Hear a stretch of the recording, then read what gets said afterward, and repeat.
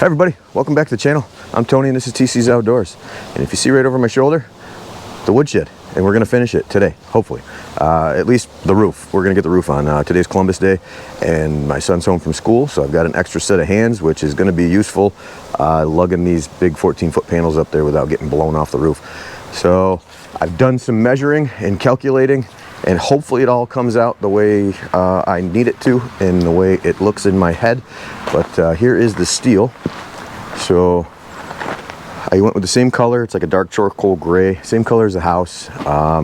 And hopefully, if it all goes together the way I'm thinking, I can do a 2-inch overhang on the leading edge, 2 inches in, brings me to about right here. And then there's 9 panels total. If I overlap one of these 9-inch sections twice, that should work out perfectly. Can you see my hand? So this is 9 inches ridge to ridge, and I will have 18 inches extra of steel to try to absorb during the process. And I think if everything works out and everything's square, and I try to do my best to make sure that this would be as successful as possible, we'll see how it goes together. But I shouldn't have to cut any of these panels, which I really don't. I'm not equipped to cut this steel lengthwise like that. It would be all kind of wonky and it would never come out right. So if I can just hide it by tucking a couple extra inches underneath a few seams, that's the plan. So I guess we can walk around the woodshed here just a hair. So I decided to go with 2x4s on the inside. That's on the inside of the post, just to kind of lean the firewood against. It's not totally leaning on it, just in case it tips over so it doesn't all avalanche out. But it should work out pretty good.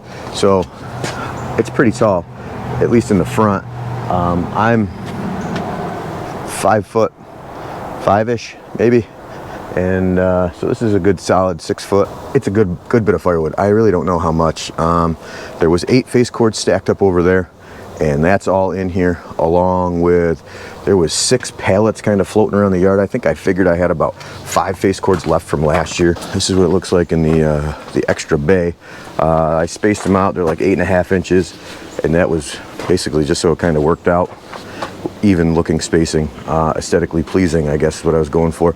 And then these right here, this is the backside, and my way of thinking is, now that I can use this extra bay, and I'll be able to bring the tractor right over here once I get this stump out of the way, and I'm going to fill this gravel, or fill that with gravel, bring it up to grade, and then to load this, I can bring the tractor in here and either dump a bucket load right here on the ground, or these I left loose, and I'll just be able to slide them out, and then we can dump, load from this side and load from the other side. My utilities run on the other side of the boiler pad, and I really don't like running the tractor over the top of it all with a big heavy load of firewood if I can avoid it. My electric comes in kind of like right here, and then the water's right next to it. And it's all bedded in sand, and I shouldn't have an issue, but if I can prevent driving over the top of it, you know, I don't really. And then also my Thermalpex runs right here along from the house, comes out right to the boiler, and I don't want to ruin that either, because if I have to dig that up, I have to pull up the patio, and that would not be good. So if I can avoid driving through here with the tractor, that's the plan. So I'm going to pre-drill these panels, already measured. So as soon as my assistant comes out here to hold the other end of the tape measure with me, and we're going to get rolling. So my assistant, here's Austin. Say hello, Austin. Hi. He's still bigger than me, in case you guys had forgotten. All right, so here we're just measuring so that I can pre-drill all the holes. The last rafter, or last purlin on the rafter, isn't 2 foot on center, but all the rest of them were. So once I measured them all out, then I just measured the other side, and then we used a straight edge to run across. Right there, you see me using a level. And then we just pre-drilled all the holes. It made it a ton easier to get it down. That way I wasn't trying to screw through the tin when I was installing all the tin up top. And that's pretty much it. So this was one of those days as a father that, I don't know, you look forward to. I got to show Austin quite a bit on, you know, how to build things, and he and I got to have some conversations about just, I don't know, life in general. It was an all-around great day. Probably my favorite day of the build, I would say, mostly just because I had some pretty good company. So either way, hope you guys enjoy it, and we'll talk in a little bit here once we get everything screwed down. Yeah. and then just set it up there a little farther.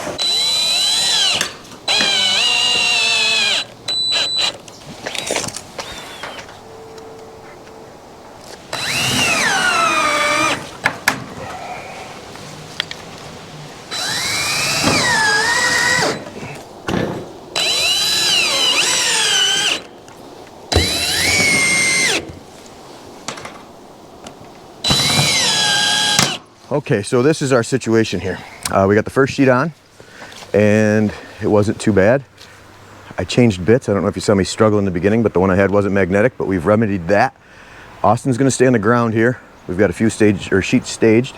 He'll slide them up, and I'll climb around. And if you see me looking terrified, it's because I'm not a big fan of heights, but that's all right. It's got to get done. So we're gonna get you set up, and then we're gonna get going. So here we go.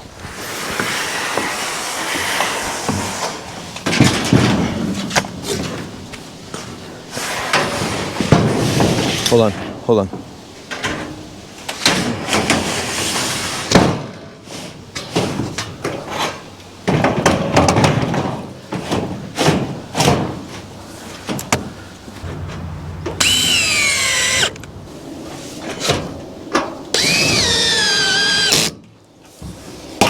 Look out, look out. Incoming.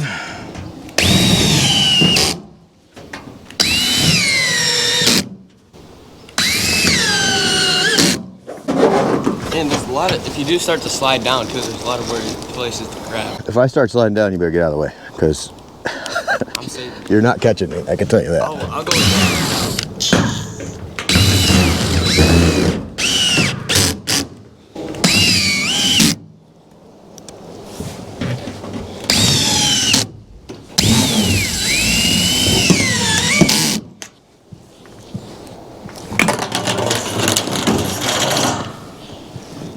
Sorry.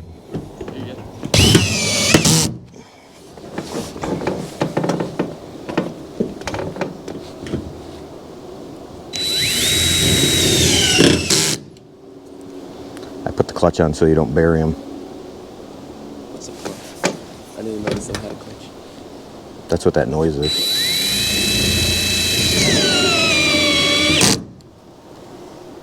You can see the rubber. Squished down? Yeah. Yeah, that's all you're looking for. And again, it's a woodshed. This is a good first try at metal roofing, I think. You never done it before? No. Oh, God. Oh boy. Holding the wrong part.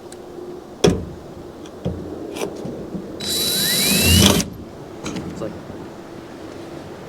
Might be a knot or something. Oh, I gotta get that one. I forgot.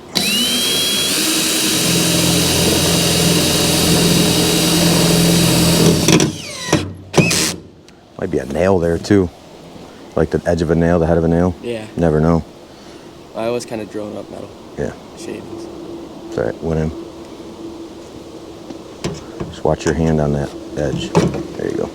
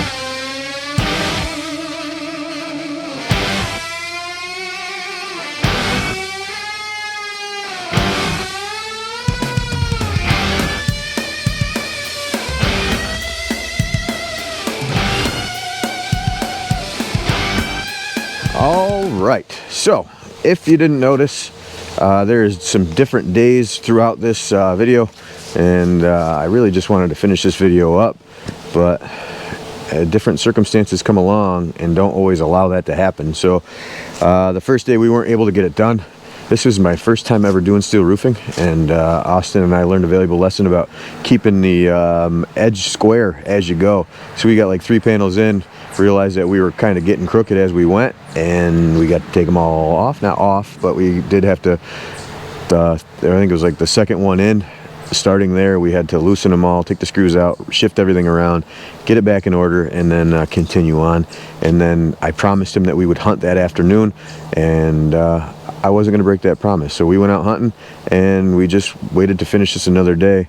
Another reason we had to wait another day is I had to wait for screws. So as I was climbing around up there, the whole bag of screws that I had fell out of my pocket, landed on top of the firewood, and they are still in there. They fell down inside, and I wasn't digging them out. We'll get them in the spring, I guess. So I had to wait for screws. They took a little longer than I thought, and then the weather didn't want to cooperate. We've been hunting a little bit, so, but it's done. So there it is, steel roofing completed.